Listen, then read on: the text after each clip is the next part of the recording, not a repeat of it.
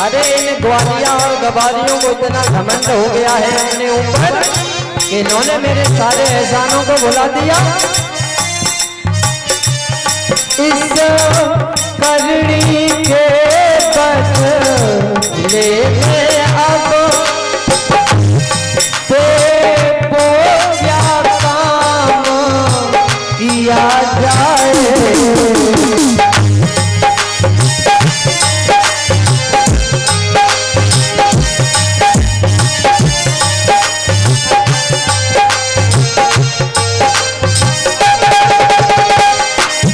देवताओं से कहता है इंद्र कि हे देवताओं ये बताओ कि अब इनका क्या किया जाए। तो सभी देवता एक स्वर में आवाज देते हैं, सुर वृंद एक स्वर में बोले, सुर वृंद एक स्वर में बोले, वृंदावन को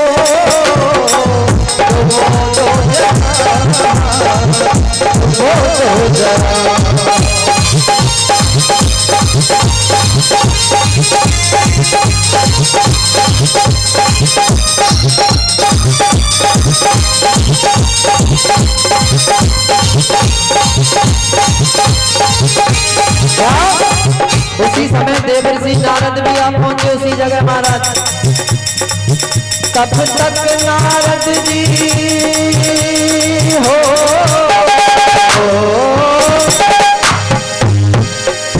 तब तक जी नारद आप पहुंचे, बोले राजन क्या सोचते हो। हे राजेंद्र क्या सोच रहे हो। ना कुछ ग्वालों के हाथों में, इन ग्वालों के हाथों में कुछ नहीं है। ना कुछ ग्वालों के हाथों में देवों की आन डुबो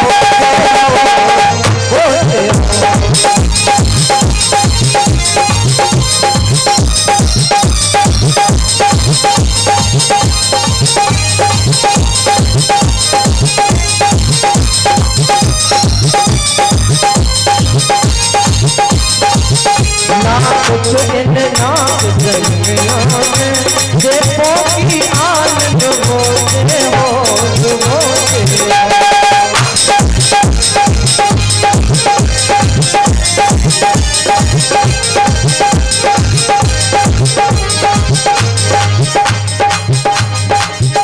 ना कुछ जंगली छोकर के हाथों में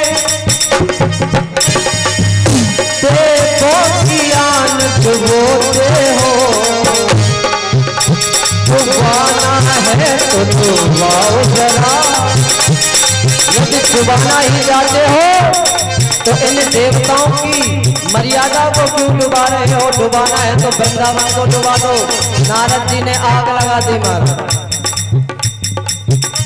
डुबाना है तो डुबाओ जरा, वृंदावन कोई डुबा दो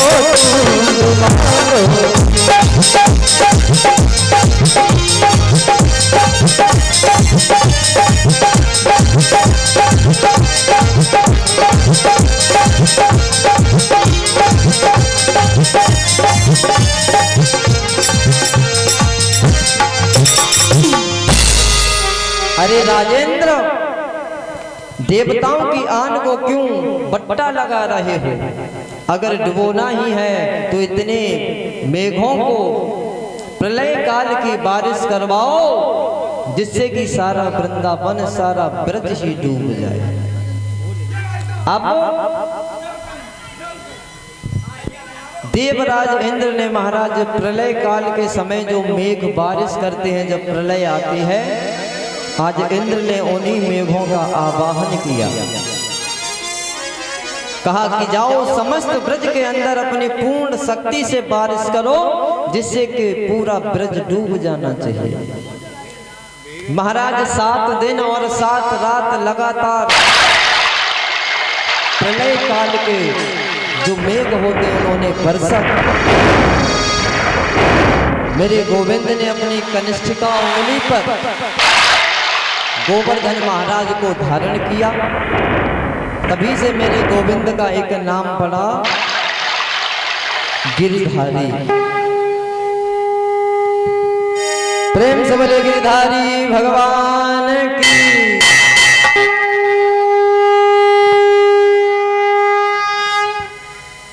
उसी समय से भगवान का एक नाम भक्तों ने और दे दिया गिरिधारी, यानी गिरिराज पर्वत को अपनी उंगली पर उठाने वाला।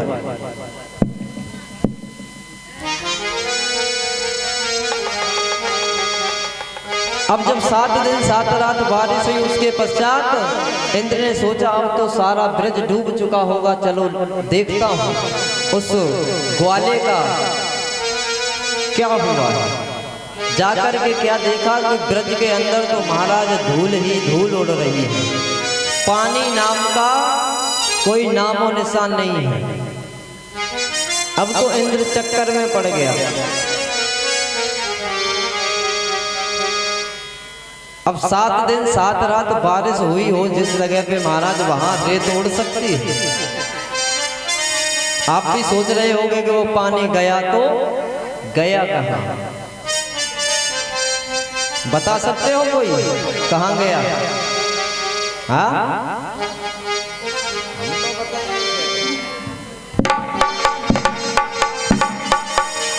अब इस कथा में महाराज थोड़ा सा फ्लैशबैक में जाना पड़ेगा। त्रेता युग में पहुंचते हैं, जिस समय भगवान मर्यादा पुरुषोत्तम श्री रामचंद्र जी रावण का उद्धार करके अपनी नगरी अयोध्या में वापस आते हैं। मैया सीता ने अपने हाथों से भोजन को बनाया और प्रभु श्री रामचंद्र जी ने अगस्त ऋषि को निमंत्रण दिया, भोजन पर बुलाया अपने घर। अगस्त ऋषि भोजन करने के लिए पधारे, भोजन किया, जल को पिया।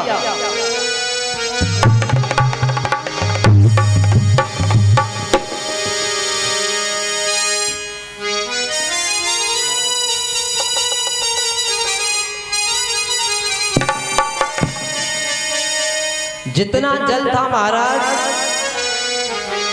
राजमहल में अगस्त ऋषि सारा जल पी जाते हैं।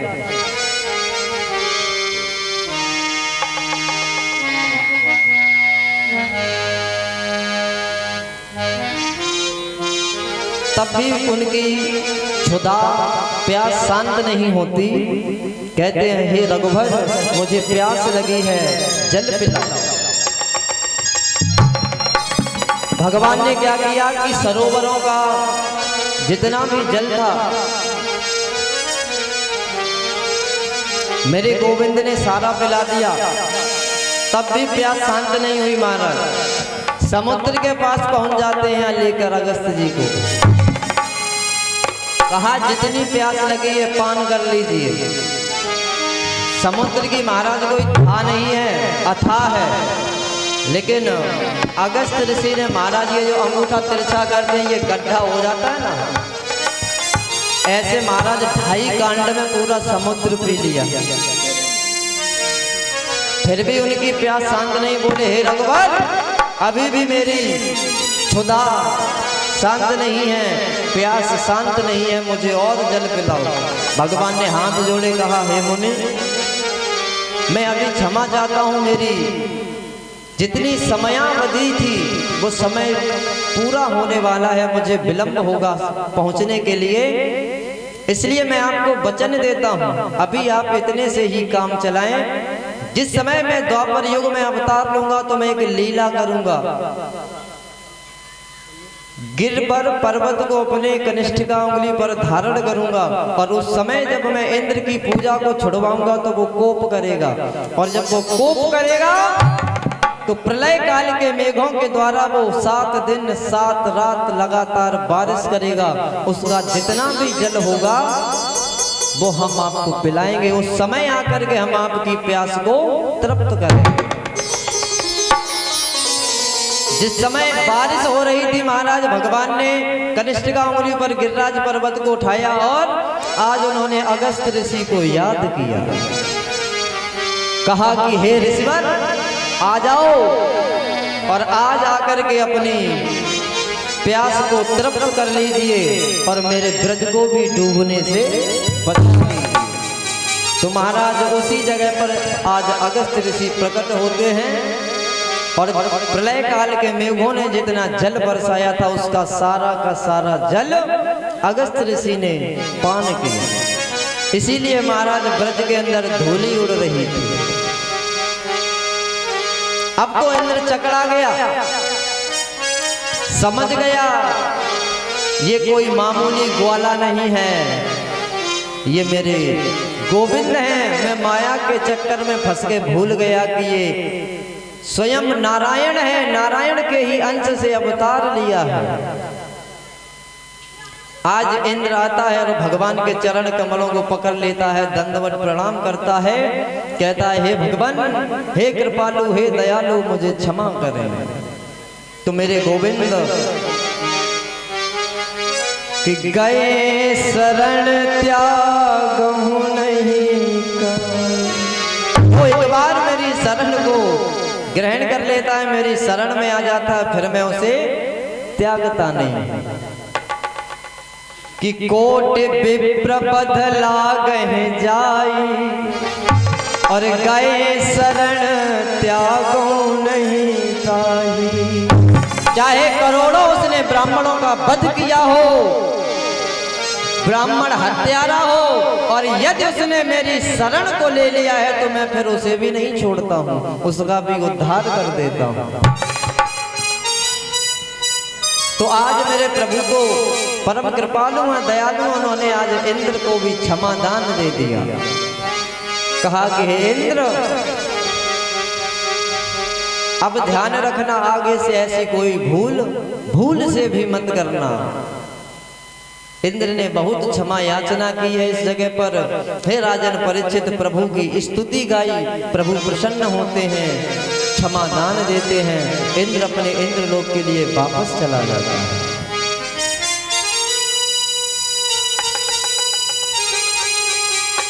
इधर भगवान जिस समय चीर हरण किया था तो गोपियों ने कहा था कि हे श्याम सुंदर, मुझे तुम्हारे साथ कुछ समय व्यतीत करना है। तो भगवान ने कहा था अभी नहीं, वो समय आएगा तो मैं तुम्हें स्वयं याद करूंगा। कि दृष्टवा कुमुदन्तो मुखमंडलम रमाननाभम नव कुमकुमारुणम। हे राजन परीक्षित, भगवान ने गोपियों से कहा था कि तुम्हारी जो भी अभिलाषाएं हैं मैं उन अभिलाषाओं को पूर्ण करूंगा। आने वाली शरद पूर्णिमा को अब वह समय निकट आने लगा। चंद्रदेव का मुखमंडल इतना ओजस्वी है, तेजस्वी है, लक्ष्मी के समान मालूम हो रहा था। उसकी कोमल किरणों से सारा वन मानो अनुराग से झूम रहा हो। भगवान श्याम सुंदर, हे राजन परीक्षित, कदम की डाल पर चढ़कर बैठ जाते हैं और उन्होंने बंसी को अपने अधरों पे सजाया और बजाना प्रारंभ कर दिया। आज मेरे गोविंद बंसी को बजाते हैं और महाराज ऐसी वैसी बंसी भी नहीं बजाते।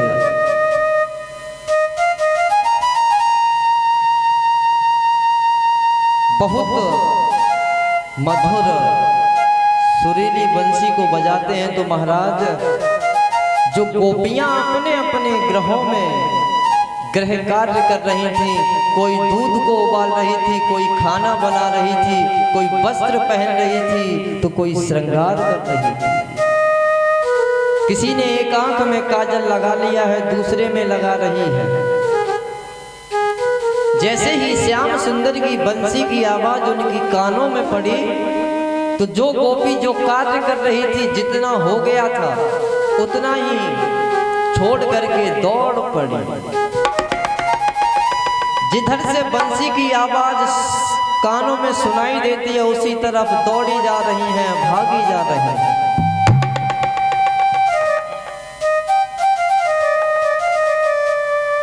समस्त गोपियां आज बंसी की आवाज को सुनते सुनते सुनते सुनते महाराज उसी जगह पर पहुंच जाती हैं जिस जगह पर मेरे गोविंद अधरों पर मुरली सजाए बजा रहे हैं। भगवान इतने तन्मयता में लीन होकर के बंसी को बजा रहे थे, गोपियां वहीं खड़े होकर अनुराग में झूमने लगी। मेरे गोविंद ने भी ध्यान नहीं दिया। जब भगवान ने बंसी को अपने अधरों से हटाया, नेत्रों को खोला तो क्या देखा कि गोपियां खड़ी हैं। किसी गोपी की एक आंख में काजल लगा है, कोई अपने वस्त्रों को हाथ में पकड़ रखा है, किसी के हाथों में महाराज जो खाना बना रही थी, भोजन बना रही थी, उनके हाथों में आटा लगा है। मतलब सब आधे अधूरे थे। जो गोपी जो जिस कार्य को कर रही थी उसी को आधा अधूरा छोड़ के बंसी की आवाज को सुनकर दौड़ पड़ती हैं। गोविंद ने कहा, अरे गोपियों, इस अर्धरात्रि में तुम यहां किस लिए आई हो? इस अर्धरात्रि में तुम यहां क्या कर रही हो? क्या तुम्हारे पति तुमसे नहीं पूछेंगे कहां गई थी?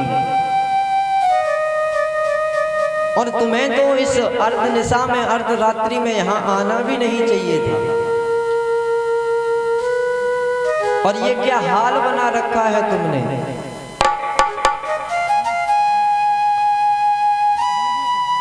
गोपियां बोली हैं, श्याम सुंदर,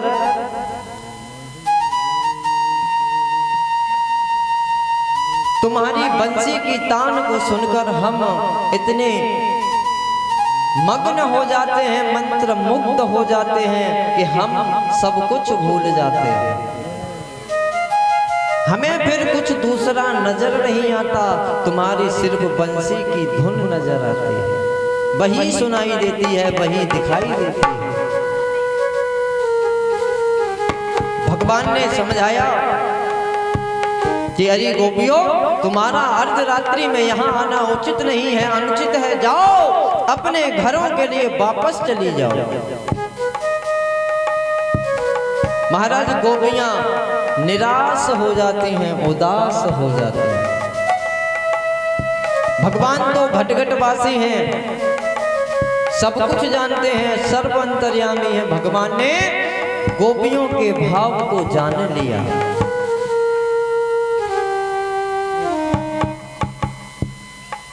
मेरे गोविंद फिर भी कहते हैं, परीक्षा लेते हैं कि यदि गोपियों जाओ अपने अपने घरों के लिए वापस चली जाओ। तो हे राजन, गोपियां उदास हो जाती हैं और कहती हैं कि गायन्ते उच्चैर्मुमेव सहिता विधिक्युरन्तमद्गवजं वनादवनम्। कि हे श्याम, हम तुमसे इतना प्रेम करते हैं कि हम सब कुछ छोड़ने के लिए तत्पर हैं, तैयार हैं, केवल तुम एक बार हाँ कर दो। गोविंद कहते हैं ये उचित नहीं है, जाओ तुम अपने अपने ग्रहों के लिए प्रस्थान करो, तुम्हारे घर वाले तुम्हें खोज रहे हैं।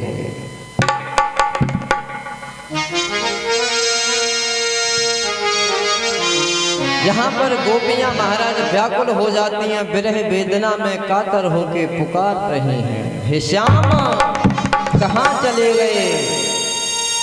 हम तुम्हारे प्रेम में इतने पागल हैं कि हमें कुछ नजर नहीं आता। यदि तुम मुझे नहीं मिले तो हम अपने प्राणों को त्याग देंगे। जब तुम ही नहीं होगे तो हम इस शरीर का रख कर क्या करेंगे? तुम हो तो सब है, सर्वस्व है। यदि हे नाथ तुम नहीं हो तो ये जीवन व्यर्थ है, बेकार है। गोपियां विरह वेदना से व्याकुल होकर कातर भाव से श्याम सुंदर को याद करने लगे, रोने लगे और कहते हैं क्या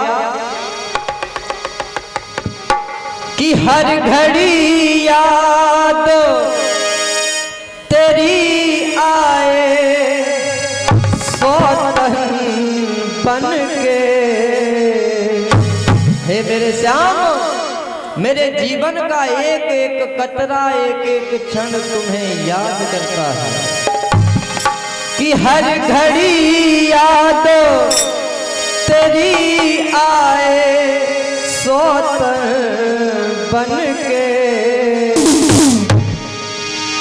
और मैं फिरूं श्याम तेरे नाम की जोगन बन के।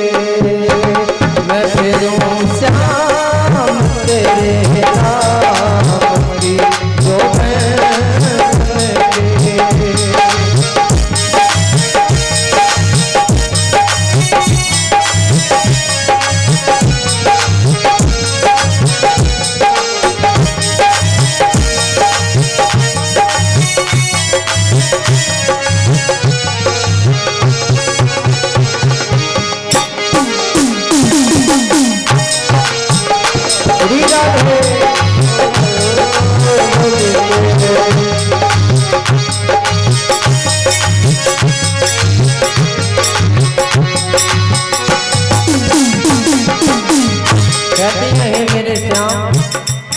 एक भी क्षण एक भी घड़ी ऐसी नहीं है जैसे एक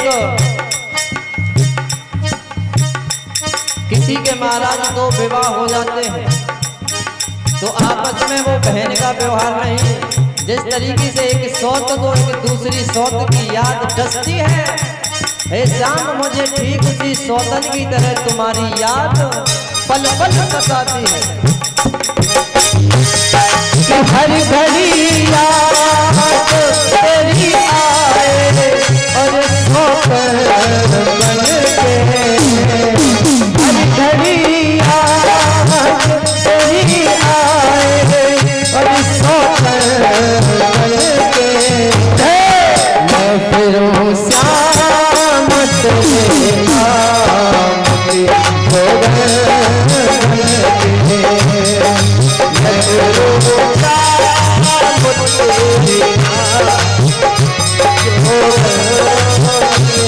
और कहती है गोपी कि हे मेरे श्याम, एक वो जमाना था कि जब मैं तुम्हें हृदय से बुलाती थी प्रेम से तो तुम दौड़े चले आते थे। एक जमाना था बुलाने से चला आता था। एक जमाना था बुलाने से चला आता था।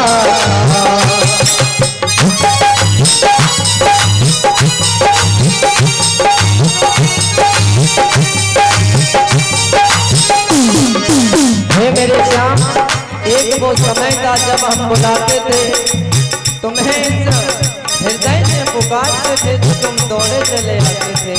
आज क्या हुआ?